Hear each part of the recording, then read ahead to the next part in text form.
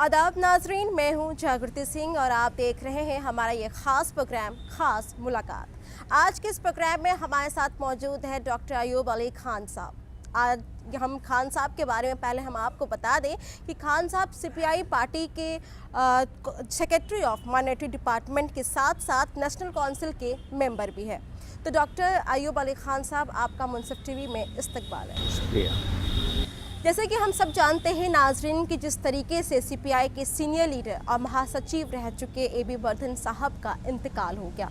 उनके इंतकाल से सिर्फ सीपीआई पार्टी को ही नहीं बल्कि बाकी पार्टियों को भी काफ़ी दुख पहुंचा है। वाकई 6 दशक से भी ज़्यादा लंबे वक्त तक पॉलिटिकली इन्वॉल्व होने के साथ साथ जिस तरीके से उन्होंने मज़दूरों और किसानों और माइनॉरिटी के लिए कामकाज किया है वो काफ़ी काबिले तारीफ़ थी और इतनी साफ छवि वाले व्यक्ति में भी उनका नाम लिया जाता था।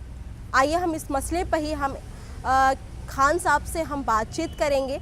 खान साहब, जैसे कि हम सब जानते हैं कि आप ए.बी. वर्धन साहब के पर्सनल फिजिशियन भी आप रह चुके हैं और जिस तरीके से वो लंबे वक्त से वो बीमार चल रहे थे और जिसके बाद उनका दिल्ली में इंतकाल हुआ है 2 जनवरी को। तो आप ज़रा बताएं उनकी तबीयत के बारे में, किन हालातों में कैसी तबीयत थी और किस तरीके से उन्होंने अंतिम सांसें ली। देखिए, आज से ठीक 1 साल पहले नागपुर में पार्टी की नेशनल काउंसिल की मीटिंग थी और वहाँ पर कॉमरेड वर्धन स्पीच कर रहे थे स्टेज पर और उसी वक्त उनको एक ब्रेन अटैक हुआ। लेकिन अच्छी बात ये थी कि उस वक्त का जो ब्रेन अटैक है वो बहुत ही माइनर क्लॉटिंग थी उस वक्त। वो इमीडिएट उनको हम हॉस्पिटल लेकर के गए और कुछ ही दिनों में उनकी सेहत ठीक होने लगी। थोड़ा सा रेस्ट करने के बाद वो दोबारा अजय भवन आ गए और यहाँ पर एज़ पर रूटीन जो उनका काम होता था उसमें वो मशगूल रहे। उनको उस वक्त एक फ़िज़ियोथेरापी की ज़रूरत थी जिसका इंतज़ाम यहीं अजय भवन में हो गया था और वो लगातार फ़िज़ियोथेरापी करा रहे थे। लेकिन अच्छी बात ये थी कि उस शख्स की स्टैमिना और जो उनका विल पावर था वो बहुत ही रेयर लोगों में मिलता है इस एज के अंदर। पार्टी की कांग्रेस होने वाली थी पौंडीचेरी में, उस सिलसिले में वो बहुत ही परेशान रह रहे थे उसके डॉक्यूमेंट्स तैयार करने के लिए। लेकिन अपनी इस ख़राब सेहत के बावजूद भी उन्होंने उस तमाम काम को अंजाम दिया और बखूबी पार्टी कांग्रेस अटेंड करने के लिए वो पौंडीचेरी भी गए और वहाँ से वापस भी आए। लेकिन दिक्कत ये थी कि उनको हाइपरटेंशन बहुत पहले से रह रहा था, फिजियोथेरापी लगातार हो रही थी। इस बीच 7 दिसंबर 2015 को मॉर्निंग में करीब 7:30 पौने 8 बजे का वक्त होगा, मैं घर पर था। अजय भवन से एक फ़ोन जाता है और मुझे पता लगता है कि कॉमरेड वर्धन की तबीयत बहुत ज़्यादा नासाज हो गई है। बग़ैर वक्त गवाए विदिन 15 मिनट्स के अंदर मैं पार्टी ऑफिस आता हूँ, पार्टी हेडक्वार्टर अजय भवन, और जब मैं देखता हूँ उनकी हालत तो मुझे पता लग चुका था कि एक चौथा ब्रेन अटैक ये उनको हो चुका है और जो बहुत ही सीवियर ब्रेन अटैक था। कंडीशन बहुत ही ख़राब थी। इमीडिएट ट्रांसपोर्ट अरेंज किया, वो उनको ले करके हम दिल्ली के एक बहुत ही मशहूर हॉस्पिटल जीबी पंत हॉस्पिटल गए। वहाँ न्यूरोलॉजी डिपार्टमेंट में उनको एडमिट किया गया और एडमिट करने के बाद लगातार वो कोमा में रहे, आखिर वक्त तक वो कोमा में रहे। लेकिन इस बीच अच्छी बात ये थी कि उनके जो ऑर्गन्स थे, ये हम तमाम डॉक्टर्स को अचंभे में डालने वाली बात रही कि इतने बड़े अटैक के बावजूद भी ये हालत, जो मल्टीपल ऑर्गन हैं वो बिल्कुल ठीक ठाक काम कर रहे थे। आखिर डॉक्टरों ने ये फ़ैसला किया कि हम अब इन्हें वेंटिलेटर से अलग कर देते हैं और 31 दिसंबर को वेंटिलेटर को हटा दिया गया, सिर्फ ऑक्सीजन पर ही रहे वो। लेकिन 2 दिन तक ये कंडीशन उनकी बेहतर रही, 31 को और 1 को बिल्कुल ठीक ठाक थे। एग्जैक्ट 2 तारीख की सुबह उनकी कंडीशन जो है वो डिटेरियोरेट होने लगी और आखिर वक्त में 12 बजे मैं आईसीयू में जब जाता हूँ तो मुझे मॉनिटर पर ये देख करके कि उनका ब्लड प्रेशर 50/20 था, मैं और जो उनके कंसल्टेंट डॉक्टर पुरी, दोनों इस चीज़ को देख करके हैरान थे कि आखिर ये 50/20 के ब्लड प्रेशर पे इंसान सांस कैसे ले रहा है। कोई सवाल नहीं उठता था कि इंसान ज़िंदा रहे। लेकिन एक चीज़ मेडिकली ये हम लोगों को मालूम थी कि अब ये आखिर वक्त की तरफ बढ़ रहा है। तमाम कोशिशों के बावजूद ये 8.5 घंटा लगातार उसी कंडीशन में वो शख्स मौत और ज़िंदगी के बीच में संघर्ष करता रहा, जिस तरह से ज़िंदगी के दूसरे अहम मौक़ों पर उन्होंने संघर्ष किया। जी, वाकई काफ़ी लंबी वक्त तक संघर्ष उन्होंने किया। उसके बाद रात को तकरीबन 8:30 बजे उन्होंने अपनी अंतिम सांसें ली। लेकिन देखा जाए जैसे कि खान साहब कि आप सीपीआई पार्टी से जिस तरीके से आप जुड़े हुए हैं, इसके साथ ही आप वर्धन जी के पर्सनल फिजिशियन भी हैं, तो आपको काफ़ी वक्त मिला होगा उनके साथ रहने का, कामकाज को सीखने का। तो ज़रा आप हमें बताइए कि उनका कामकाज करने का तरीका क्या था, उनके उसूल क्या थे, और ख़ास तौर पे ये अंतिम वक्त में उनके ऐसे कौन से चीज़ें हैं जो अधूरे रह गए और उसे लेकर सीपीआई पार्टी किस तरीके से वो आगे लेके जाएगी। वर्धन साहब का इंतकाल न सिर्फ सीपीआई के लिए बल्कि इस देश के लेफ़्ट मूवमेंट के लिए भी एक बहुत ज़्यादा हमारे लिए लॉस है। मैं लेफ़्ट मूवमेंट के अलावा इस देश की तमाम राजनीतिक पार्टियों के अंदर वो बहुत ही कद्दावर नियत से देखे जाते थे और उनकी बड़ी इज़्ज़त थी, लोग करते थे। और जैसा कि उनके इंतकाल में सभी पार्टी के लोग शामिल हुए, जो चाहे उनके धुर विरोधी रहे हों या उनके साथी रहे हों, सभी लोगों ने यहाँ पर आकर के उनको श्रद्धांजलि अर्पित करी है। वर्धन साहब अपने उसूलों के लिए बहुत ही समर्पित शख्स थे। बहुत ही सादा ज़िंदगी उन्होंने जी, कभी किसी चीज़ की ख्वाहिश नहीं करी और हमेशा इस देश के गरीबों, मज़लूमों, मज़दूरों के एक बड़ी आवाज़ बन करके वो उभरे हैं। रही उन तमाम चीज़ों को पूरा करने की बात, तो जाहिर है कि एक दूसरी लीडरशिप हमारे पास मौजूद है, जिसमें कॉमरेड सुधाकर रेड्डी इस वक्त मौजूदा हमारे जनरल सेक्रेटरी आते हैं। जाहिर है कि वो भी तेलंगाना से हैं और उन तमाम लोगों के कांधों पर अब ये एक ज़िम्मेदारी आती है कि वो वर्धन साहब के वो सपने जिसे वो पूरा करना चाहते थे, उनको लेकर के आगे बढ़े। तो अक़लियतों के मसाइल को लेकर के, मज़दूरों के मसाइल को लेकर के, इस मुल्क के अंदर जो दबे कुचले लोग हैं उन मसाइल को लेकर के, किसानों के मसाइल, देश के अंदर कभी किसी भी तरह का कोई मसला होता था तो वर्धन जी बहुत ही चिंतित होते थे।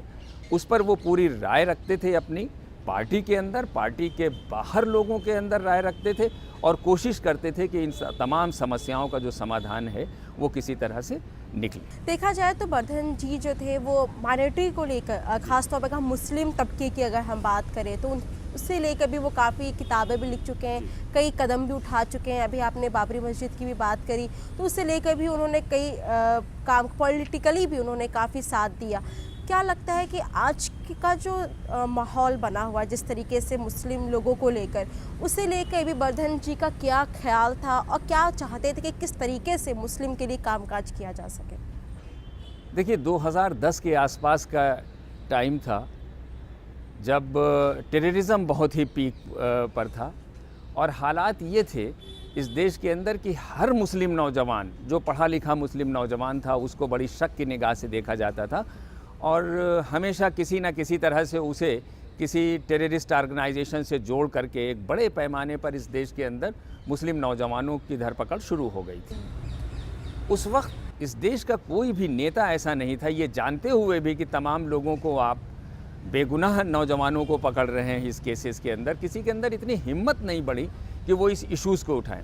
लेकिन मुझे फ़ख्र है इस बात का कि कॉमरेड वर्धन की क़यादत में उस वक्त एक ऑर्गेनाइजेशन बनी जिसका नाम था PCPT, people's campaign against politics of terror, और उन्होंने दिल्ली के मावलंकर हाल में एक बहुत बड़ी आम सभा करी और तमाम राजनीतिक पार्टी के नेताओं को उसमें उन्होंने न्योता दिया। वो लोग आए और एक मंच पर एक स्वर में ये बात कही गई कि भाई अगर कोई नौजवान यकीनन इन सब चीज़ों में इन्वॉल्व है तो हम उसके लिए किसी भी तरह से सरकार से माफ़ी नहीं चाहते, हम उसके फेवर में नहीं आना चाहते।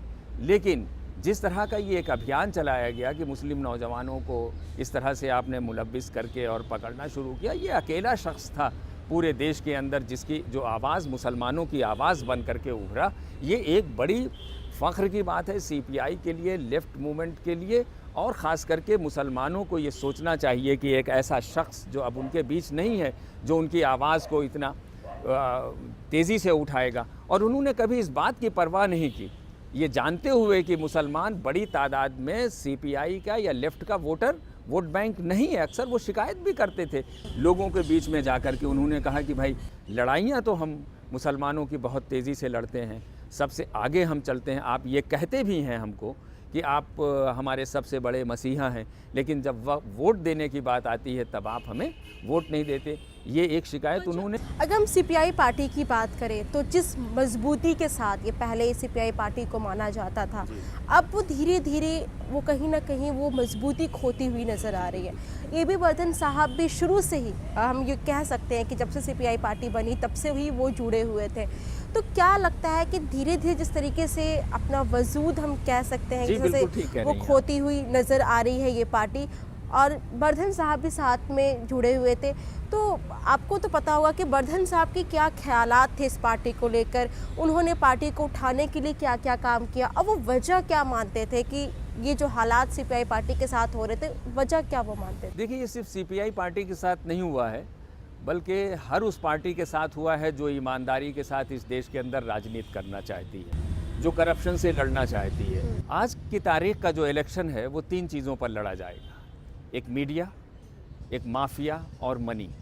ये इत्तेफाक की बात है कि तीनों चीज़ें कम्युनिस्ट पार्टियों के पास नहीं है, लेफ्ट पार्टीज़ के पास नहीं है। पैसे का बड़ा रोल है, बगैर उसके आप कोई जद्दोजहद नहीं कर सकते, कोई इलेक्शन नहीं जीत सकते। एक ईमानदार पार्टी होने के नाते बहुत से मौके हम लोगों के पास आए, जब ऑफ़र हुआ, बहुत से उद्योगपतियों के इलेक्शन फंड में चेक आते हैं, लेकिन पार्टी ने उसे बाइज्जत वापस कर दिया कि हमको आपके पैसे की ज़रूरत नहीं है। ये एक रिकॉर्ड है हमारी पार्टी का या लेफ़्ट पार्टियों के अंदर इस तरह से काम करने का। जाहिर है कि आज हम उनसे फ़ंड लेंगे, कल हमें उनके इश्यूज़ पर बोलना होगा पार्लियामेंट के अंदर, उनकी लड़ाई हमें लड़नी होगी, जो किसी भी कीमत पर इस देश की कम्युनिस्ट पार्टियां नहीं चाहती।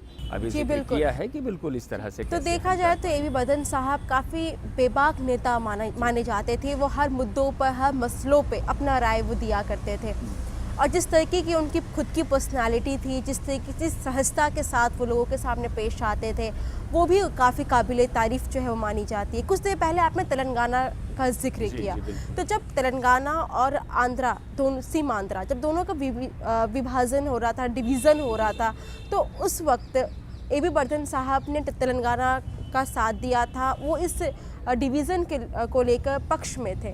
तो क्या लगता है कि उस वक्त भी विपक्षों के तरफ से रोक आ रही थी, मुश्किलें आ रही थी इस डिवीज़न को लेकर, तो किस तरीके से AB वर्धन साहब ने तेलंगाना के इस डिवीज़न में साथ दिया, किस तरीके के लोगों को समझाया, और किस तरीके से उनका रोल क्या रहा उस बारे में? देखिए, सिर्फ वर्धन ही साहब ने, पार्टी की लाइन थी, सीपीआई की लाइन थी, एक क्लियर कट हमारा मैसेज था कि हम तेलंगाना के फेवर में हैं, और उसी पार्टी पॉलिसीज़ को ले करके वर्धन साहब हों या पार्टी के दूसरे लीडर हो या तेलंगाना की जो हमारी स्टेट की लीडरशिप थी, उन्होंने तेलंगाना मूवमेंट के साथ खड़े हो करके उसको साथ दिया, और आखिरकार ये जीत हुई कि तेलंगाना एक अलग स्टेट बना। लेकिन मैंने एक चीज़ देखी कि चंद्रबाबू नायडू जो आज आंध्रा के लीडर हैं, आंध्र प्रदेश के मुख्यमंत्री हैं, उनसे उनके ज़ाती ताल्लुकात बहुत अच्छे थे। बहुत से मौक़ों पर वो कुछ पर्सनल राय लेनी होती थी, वो तब भी उनसे राय लेते थे, लगातार वो मिलते रहते थे। और अभी जब वो JB पंत हॉस्पिटल में एडमिट हुए तो उस वक्त भी वो उनको देखने के लिए हॉस्पिटल आए। तो ये AB वर्धन साहब की शख्सियत का कमाल था कि सभी पॉलिटिकल पार्टीज़ के अंदर लोग उनकी इज्जत किया करते। जी वाकई, अगर देखा जाए तो जैसे ही AB वर्धन साहब के इंतकाल की खबर लोगों के बीच फैली, तो सिर्फ लोग नहीं बल्कि पॉलिटिकल पार्टियों के बीच में भी शोक देखने को मिला। इसे लेकर अलग अलग पार्टीज़ के लीडर्स भी काफ़ी शोक जताया। और अगर हम तेलंगाना और आंध्र प्रदेश के CM की बात करें तो उन्होंने भी AB वर्धन की उपलब्धियों के बारे में, उनकी जीवनी को सराहते हुए उन्होंने काफ़ी दुख जताया था। फिलहाल नाज़रीन, वक्त हो चला एक छोटे से ब्रेक का। ब्रेक के बाद हम AB वर्धन जी के जीवन से जुड़ी हुई और भी कई मसलों पर हम बातचीत करेंगे, तो बने रहिए हमारे साथ और देखते रहिए मुंसिफ TV।